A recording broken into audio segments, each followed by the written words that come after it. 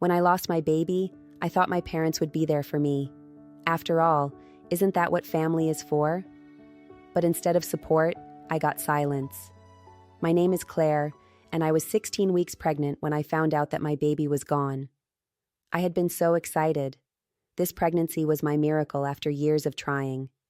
I had painted the nursery a soft, peaceful green, bought tiny clothes, and started making plans for the future. But in one heartbeat, everything changed. Before we get started, where are you tuning in from? Are you in the middle of the morning rush or on a late-night drive? Drop a comment below. You're about to hear everything that happened after I made the choice that changed everything. I was lying in a hospital bed when the doctor gave me the news. "There's no heartbeat," she said softly. The world seemed to pause. I could hear the sounds of the hospital around me, but everything felt muffled. My heart sank as the tears didn't come immediately. Instead, I felt numb, like my body was rejecting the news even as my mind tried to process it. I had waited so long for this moment, the moment where I would become a mother, but it was taken from me in an instant. I felt like I was drowning, struggling to breathe, when I realized I had to make a call. My parents were supposed to be my support system, the ones I could lean on when life didn't go as planned. So, I picked up the phone, my hands shaking, and dialed my mom's number. The call rang for a long time, too long, but finally, she picked up. Her voice was cheerful, oblivious to the devastation on the other end. "Hey, sweetie, everything okay?" My throat tightened as I struggled to find the words. "I lost the baby," I whispered. "Mom, I lost her." There was a pause on the other end, a silence that only made my pain sharper. Then my mother responded, not with the words I needed to hear, but with a response that left me speechless. "Oh no, honey, I'm so sorry, but can I call you back? We're in the middle of your sister's gender reveal. The balloons are about to go up. I'll call you later." My heart stopped. I couldn't even process what she was saying. I was lying in a hospital bed, trying to grasp the magnitude of my loss, and my mother was at a party celebrating my sister's pregnancy. A gender reveal, balloons, confetti. I had just lost the baby I had been dreaming of for years, and my mother couldn't even set aside a few minutes to comfort me. She hung up without another word. I stared at the phone in my hand, my mind spinning. This couldn't be real. The person I had always turned to for love and support had just chosen to celebrate someone else's joy over my pain. That was the moment I realized how alone I really was. My own family, the people who were supposed to care the most, had chosen their celebration over my devastation. My heart shattered even more. The worst part wasn't the loss of my baby. It was the realization that the people who were supposed to stand by me couldn't even be bothered to show up. After the call with my mother, I sat in the sterile hospital room, my thoughts numb, the weight of the situation pressing down on me. The room felt cold, like it was mocking my grief, and yet I couldn't stop staring at the empty space where I had imagined my baby's future.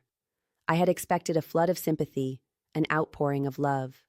Instead, I got an email from my sister Marissa with a photo of the gender reveal party she was hosting. Pink balloons, her glowing face, and the caption, "It's a girl." It hit me like a physical blow. I had spent the past few months imagining what it would be like to raise my child alongside Marissa's. We would swap stories, share late-night parenting tips, and the kids would grow up close, cousins who became best friends. But now, the reality felt so different. My grief was met with celebration, and there was no space in my family for my sadness. Micah, my husband, sat beside me in the hospital room as I read the message, his expression soft but tight with frustration. He didn't say much, but I could see the anger in his eyes. He had witnessed everything, the devastation, the silence, the fact that my parents couldn't even be bothered to check in. He was as furious as I was, and yet somehow, he was my rock. He sat with me when I cried, brought me water when I couldn't get out of bed, and told me that I wasn't alone, no matter how empty the room felt. But despite his unwavering support, a part of me still wanted my family. I thought that, at the very least, they would rally around me when tragedy struck. That's what family was supposed to do, right? And yet, it felt like I had been erased from their narrative. Marissa's life, her pregnancy, her reveal. It was all so much more important than what I was going through. In the days following the miscarriage, the emptiness continued to settle around me. Micah kept asking if I wanted to reach out to my parents, but I didn't have the energy to try anymore. I sent a text to my mom telling her that I had lost the baby and that I was struggling, and her reply was a simple, "We're so sorry, sweetheart. Hope you're okay. We're here if you need anything."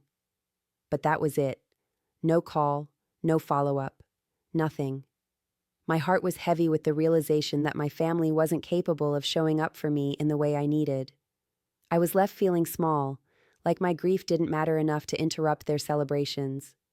Their priorities had always been clear, but it hurt to see how deep that divide really was. A couple of weeks later, I received another text from my parents. They asked if I could give them the baby clothes, the crib, the nursery items I had bought. They said that Marissa was getting ready to set up her nursery, and it would be so helpful if I could pass along everything I had gotten for my daughter. My heart shattered into pieces. The items I had bought for my baby, the things I had imagined using with her, had become nothing more than a donation to my sister's new baby. And they weren't even asking with tenderness. It was a cold, transactional request, and it made me feel invisible. My grief, my loss, didn't matter. The only thing that mattered was giving my sister what she needed for her celebration. In that moment, I knew I had to make a decision. I couldn't keep pretending that everything was fine. I couldn't keep waiting for my family to come around, to see me, to give me what I so desperately needed.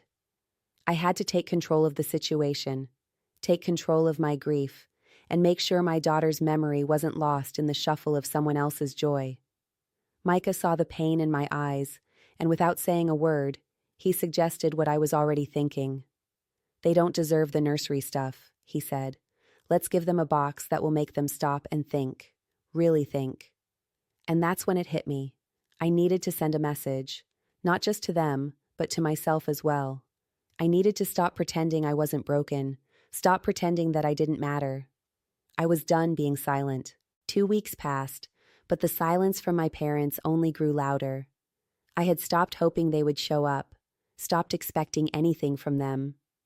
Micah and I spent our days in a quiet routine, trying to put the pieces of our lives back together, though it felt like a puzzle missing key parts.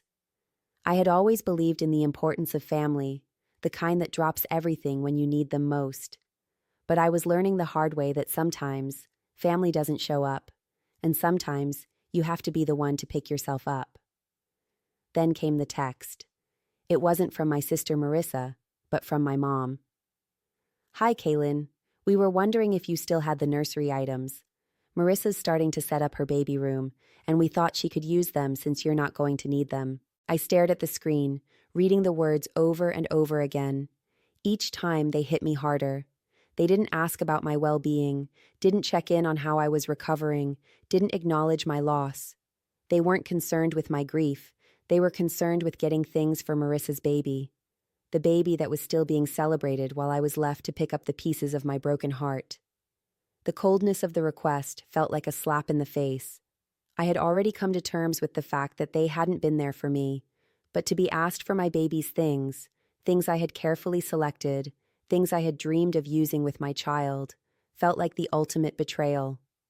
It wasn't just the items, it was the tone. It was practical, unemotional, and without any real understanding of the magnitude of what I had gone through. Micah was the first to see the text, his eyes narrowing as he read it.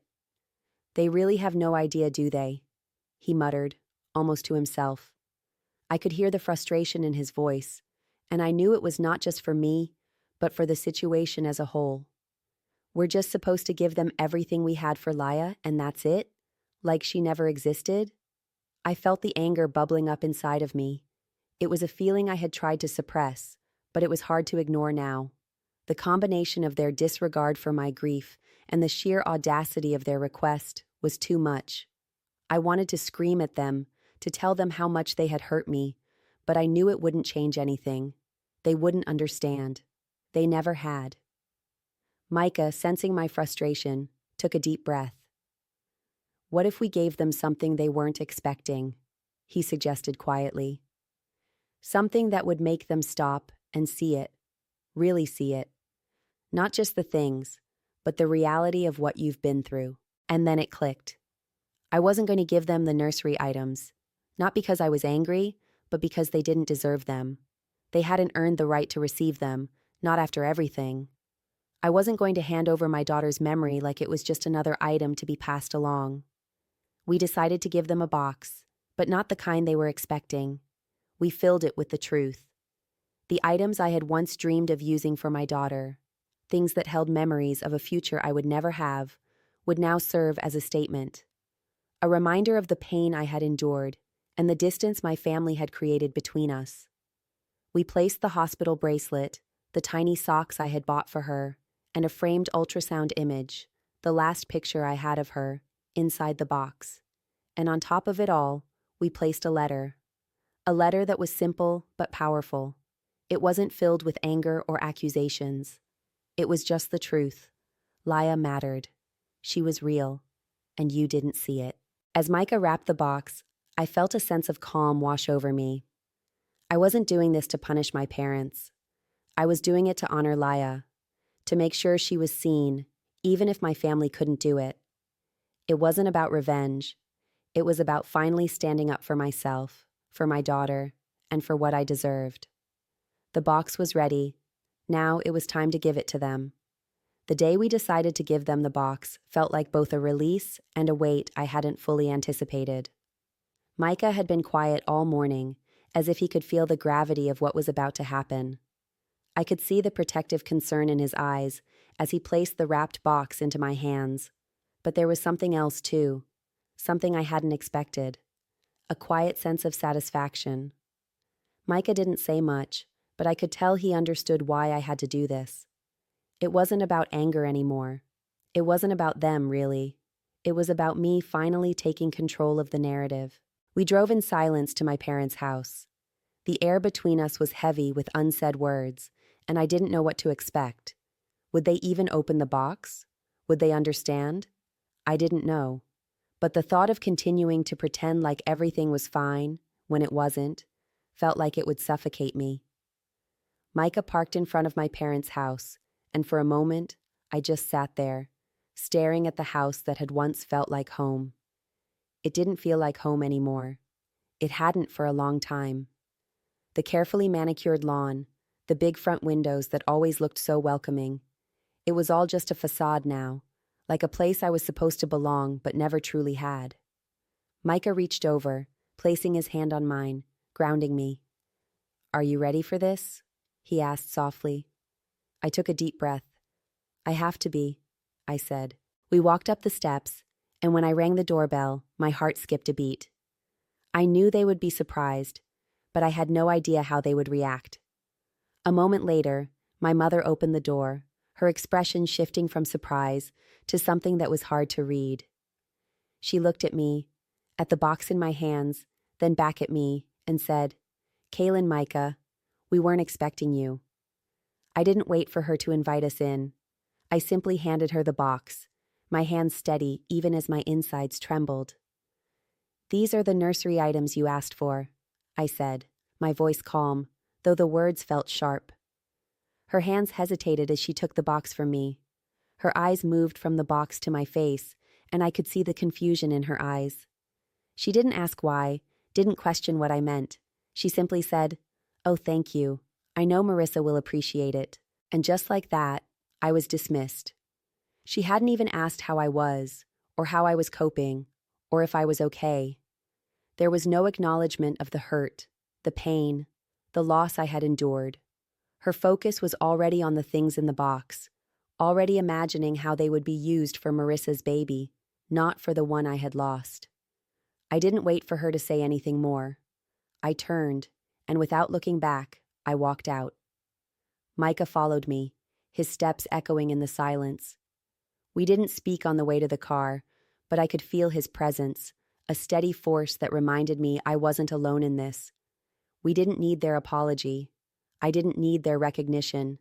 I had given them the truth, and that was enough. The box wasn't a gift. It was a statement, a final attempt to make sure my daughter was seen, even if my parents couldn't bring themselves to do it.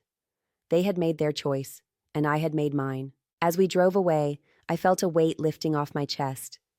I wasn't carrying their disappointment anymore. I wasn't carrying the silence. For the first time, I had spoken my truth without fear, without trying to earn their love or approval.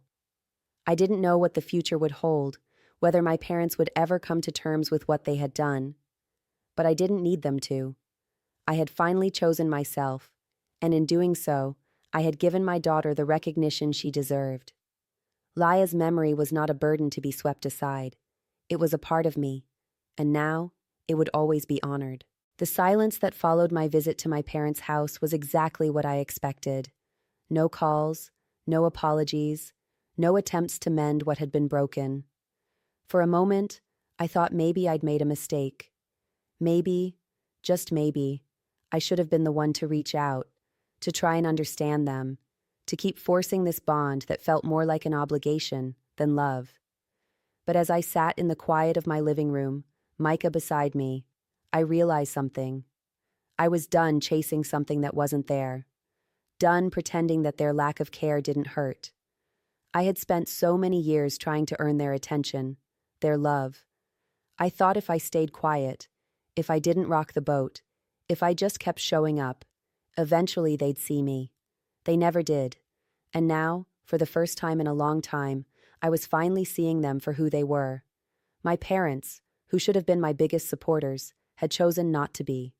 But Micah and I, we had each other, and that was more than enough. Days passed, and I found myself stepping into a new space. Not just physically, but emotionally. I didn't need my parents' approval to know that I was enough. I didn't need their validation to feel like I had done right by my daughter, Laya. She had mattered. She still mattered. And I had carried her memory with such love and reverence that nothing, especially not my parents' indifference, could take that away from me. The grief didn't fade, of course. I still woke up some mornings with the weight of loss pressing on my chest, but it wasn't the same anymore. The heaviness was different. It wasn't about my parents' neglect anymore.